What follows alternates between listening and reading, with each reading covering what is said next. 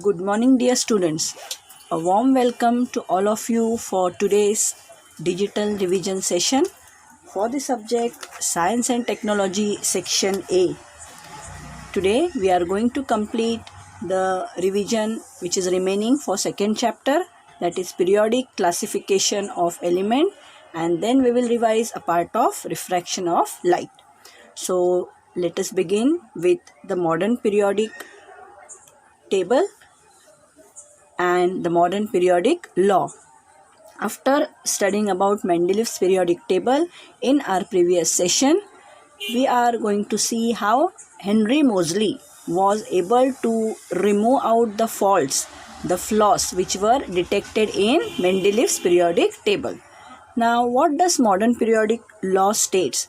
It states that properties of elements are a periodic function of their atomic numbers, whereas for Mendeleev's periodic table or periodic law, it was properties of elements are periodic function of their atomic masses. See, up till the discovery of this law, all the three scientists, Dobereiner, Newland and Mendeleev, they had taken atomic mass only as the fundamental characteristic for classification of elements, whereas Henry Moseley was the only first English scientist. In the year 1913, he demonstrated that it is the atomic number of the element which is the fundamental property of classification of elements rather than its atomic mass, and hence his law states properties of elements are a periodic function of their atomic numbers. His periodic table, that is modern periodic table, was also known as long form of the periodic table. Let us see its structure. The modern periodic table, it contains 7 horizontal rows which were called periods numbered from 1 to 7. 18 vertical columns in the table were called as groups numbered from 1 to 18. The arrangement of periods and groups results in the formation of boxes. Atomic numbers are serially indicated in the upper part of these boxes.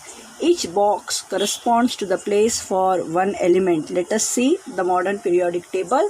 You can see here horizontal rows which are called as periods, 7 horizontal rows, 18 vertical columns, 1, 2, 3 up till 18, which were known as groups. You can see each box corresponds to one place or place for one element. So you can see the actual structure of the modern periodic table over here. Apart from the 7 rows, there are 2 rows which are shown separately at the bottom of the periodic table. You can see here 2 rows which are placed separately apart from this 7 horizontal rows. This separately shown rows, they are known as lanthanide series and actinide series respectively. Total, there are 118 boxes in this periodic table, including the lanthanide and actinide series.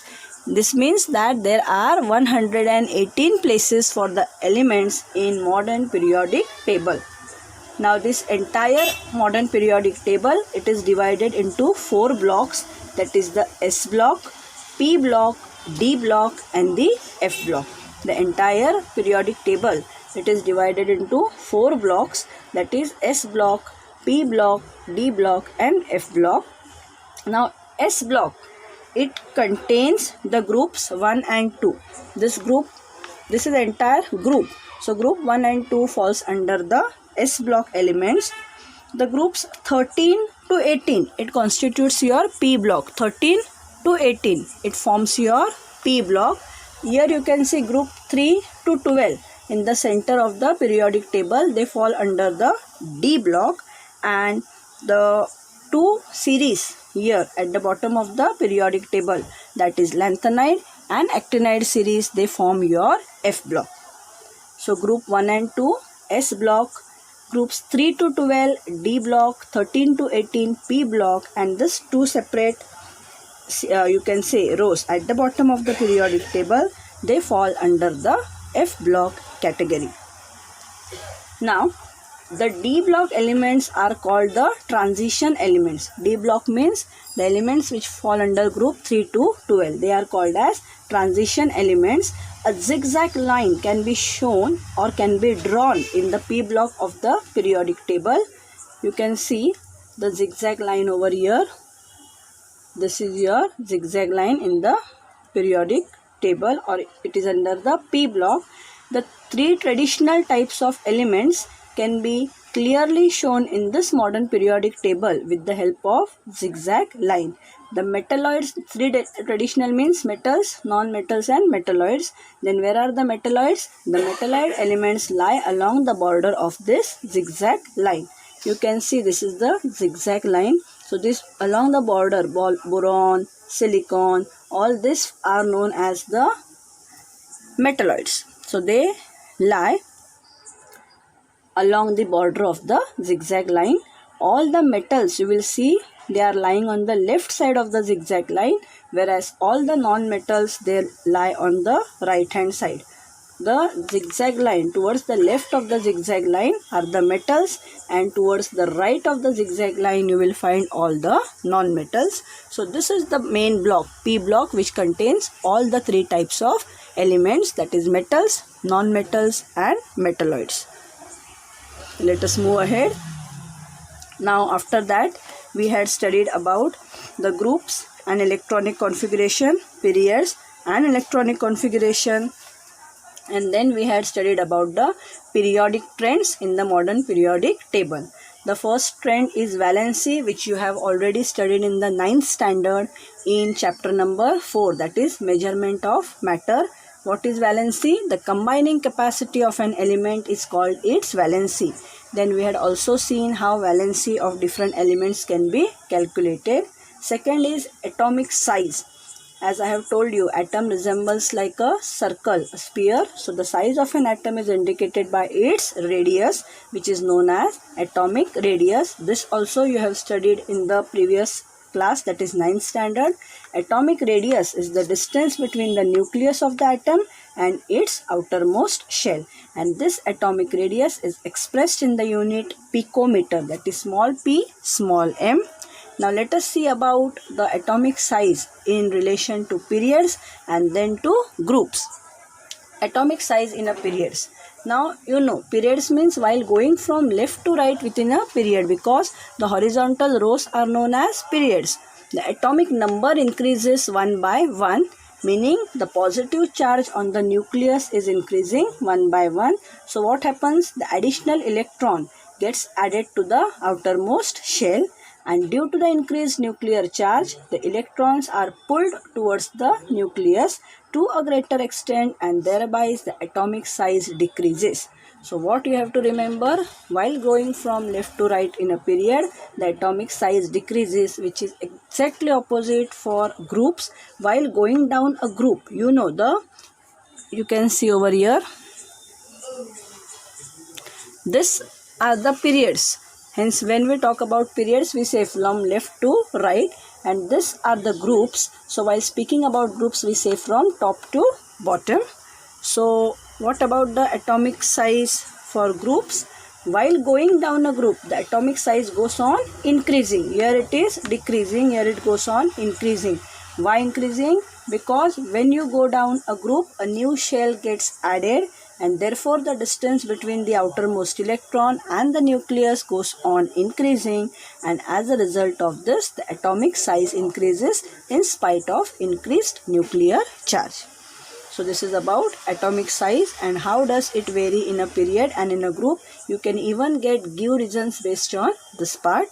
Let us move to the last topic of the periodic trend and the last topic of the chapter, that is metallic and non-metallic character. You all know what is meant by metallic character. You all know that metal atoms have a tendency to form a cation by losing its valence electron, and this property is called as electropositivity of an element. So while going downwards in any group, the electropositivity of elements, it goes on increasing, while their electronegativity goes on decreasing. This can be asked under, or you have to relate under give reasons. So you should know the concept. While going downwards in any group, the electropositivity of elements goes on increasing while their electronegativity goes on decreasing. Let us see for the period. While going from left to right in any period, the electronegativity of elements goes on increasing. Here electronegativity is decreasing, here it is increasing, while their electropositivity goes on decreasing. Here it was increasing. Larger the electropositivity or electronegativity of the element, higher is the reactivity. So this is about the metallic and non-metallic character. So thus we have finished the revision for chapter number 2. Now let us begin with the revision for the chapter number 6, that was our chapter for first online assessment, and then very soon in next week you are going to start with your third online assessment. Chapter number 6, refraction of light. You all know this term. This is only a revision. Light changes its direction when going from one transparent medium to another transparent medium, and this is called as refraction of light. We had seen many examples related to refraction of light. I had shown you the example of a transparent glass which was filled with water, and then we had dipped some portion of the pencil vertically, and then we had observed the thickness of the portion of the pencil in water. So light changes its direction when going from one transparent medium to another transparent medium, which is known as refraction of light. As you have studied about the laws of reflection, similarly we are going to study the laws of refraction. You can see the diagram over here. Here there are two media. One is the air and the other media is the glass. Air is the first medium, another medium is glass.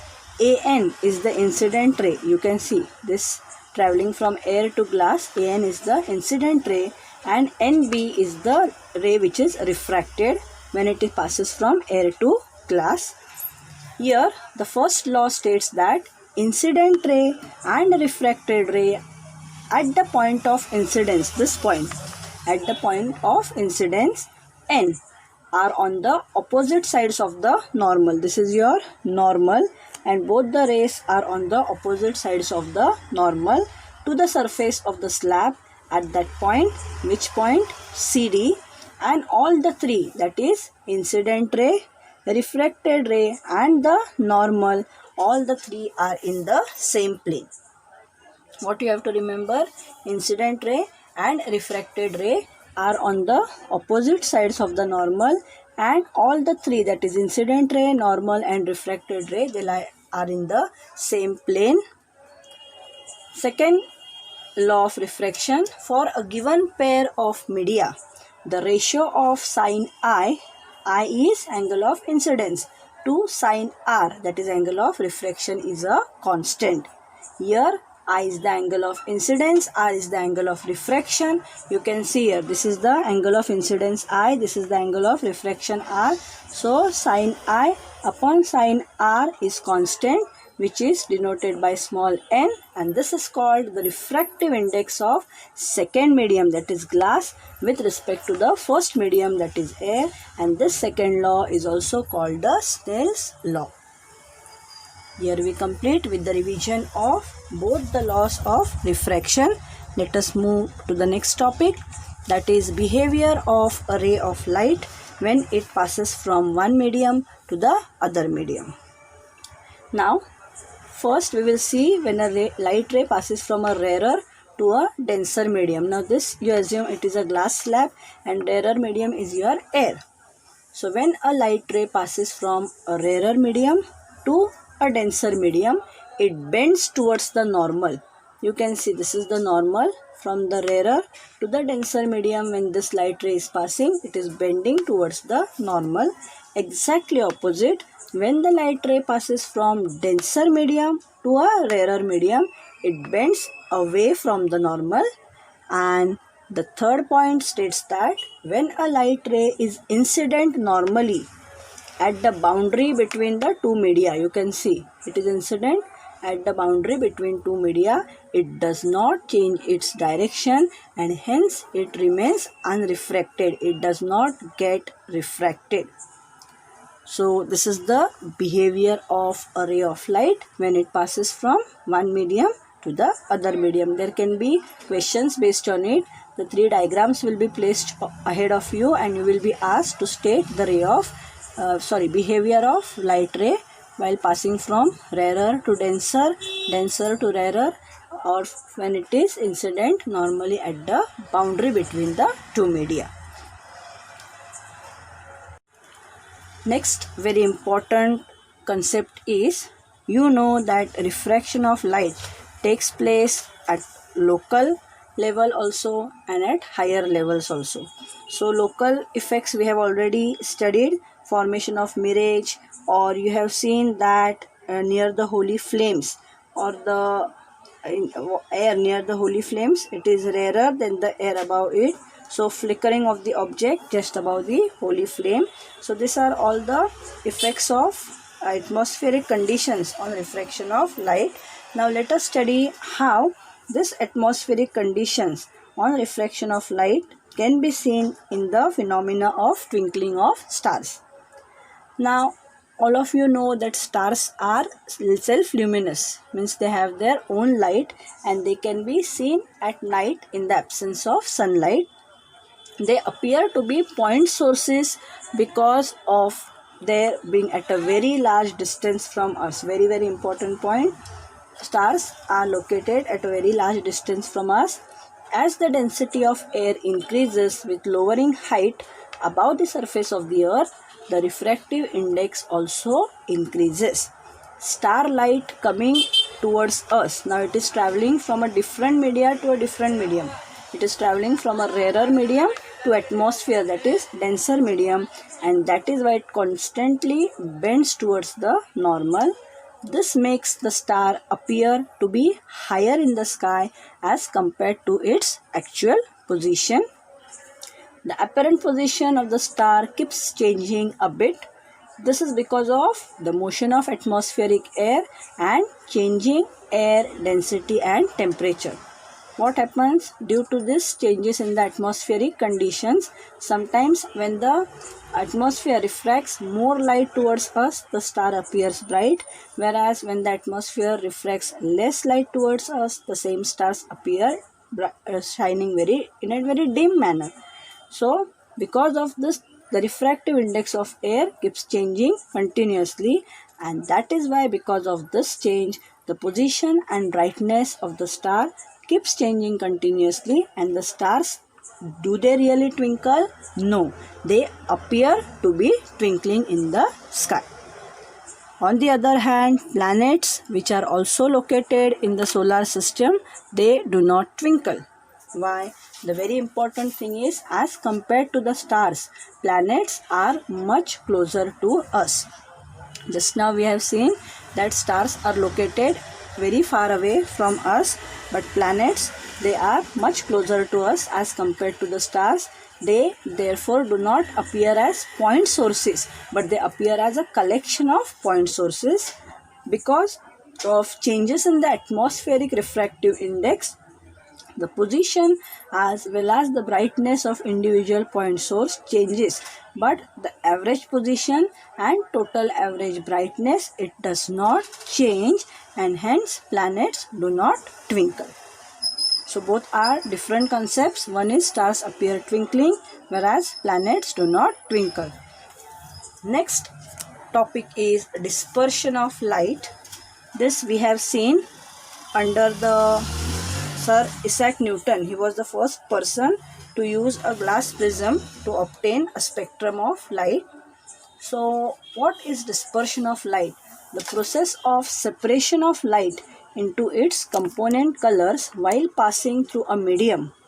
The process of separation of light into its component colors while passing through a medium is called dispersion of light. Sir Isaac Newton, he was the first person to use a glass prism to obtain the light spectrum of solar light, that is the sun's light. When white light is incident on a prism, different colors bend through different angles. You can see this sunlight passing, and then different colors, they are bending through different angles. Among the 7 colors among the 7 component colors. Red color bends the least while violet bends the most. It can be asked under MCQs. The 7 colors emerge along different paths and get separated, and we get a spectrum of 7 colors. What do you mean by a spectrum? The band of colored components of a white light is known as spectrum.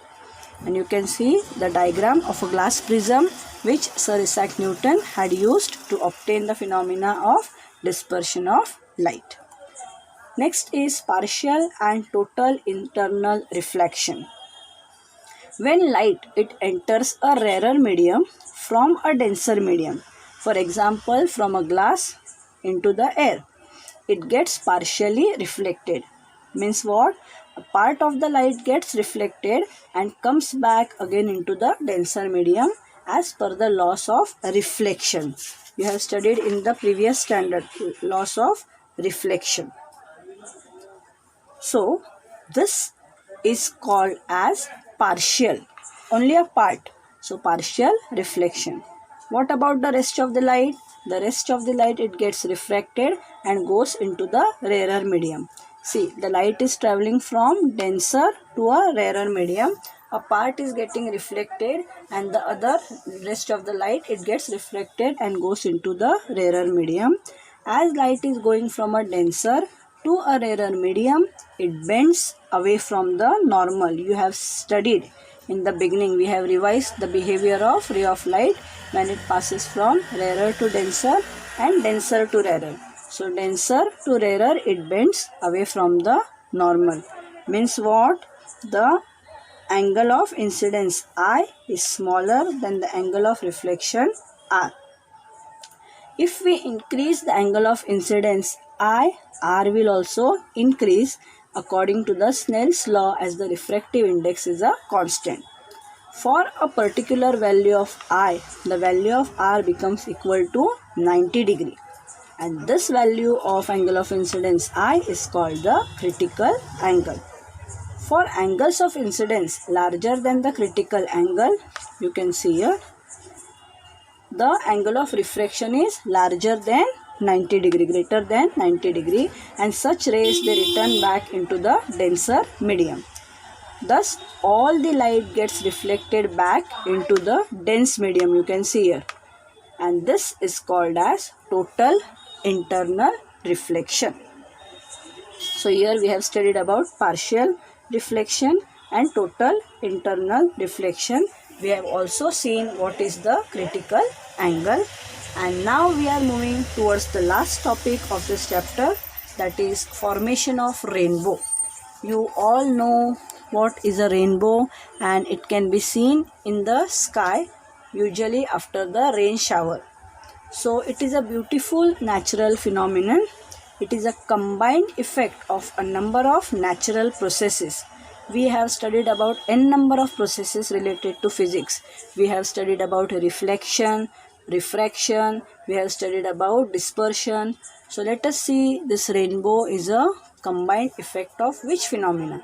It is a combined effect of dispersion, refraction and total internal reflection of light. This rainbow usually it is seen in the sky after a rainfall. How? Small droplets of water, they act as small glass prisms. You know, after a rainfall, small water droplets are seen in the sky. These small water droplets, they act as small glass prisms. So when the light rays from the sun, they enter into these water droplets. Now you know, water droplets, they are behaving like glass prisms. So it is a transparent medium. So when light rays from the sun will enter into these droplets, it gets refracted. Why refracted? Because it is passing from air to this water. So medium is changing and then it gets dispersed. Then there is internal reflection, you can see here, and after that once again the light gets refracted while it comes out of the droplet. See here, it is entering inside, getting refracted, dispersed, and then there is internal reflection, and after that once again when the light gets refracted after coming out of the droplet, and all these three processes When they come together, they produce a beautiful 7-colored rainbow which can be seen in the sky. So application of different natural processes in the formation of rainbow. So here we have revised all the concepts related to chapter number 2 and chapter number 6. Portion for your third online assessment, which begins from 20th of October. We are having our paper science 1 on 21st. So first 6 chapters are there. 1, 2, 3, 4, 5, 6. Total 6 chapters we are having under section A. So each and every chapter, read it thoroughly, understand, try to understand the different concepts, try to apply them in solving your application based questions. For example, we have seen the chapter heat, where a small concept like anomalous behavior of water is used for the application in survival of life of aquatic plants or animals when the temperature goes down, or why the pipelines they burst in the winter. So all these application based questions you prepare properly, solve all the numerical examples which are textual, the solved examples from the textbook, be thorough with the activities, and each and every diagram should be well practiced by you. Consider each and every exam very important, because ahead you are going to attend your board exams. So all the other chapters we have taken up recently, that is chemical equations or heat or effects of electric current. So whichever chapters were there for your first online assessment, we have thoroughly revised. Now it's your time, dear children. Study well and come out with flying colors in your third online assessment exam. Thank you.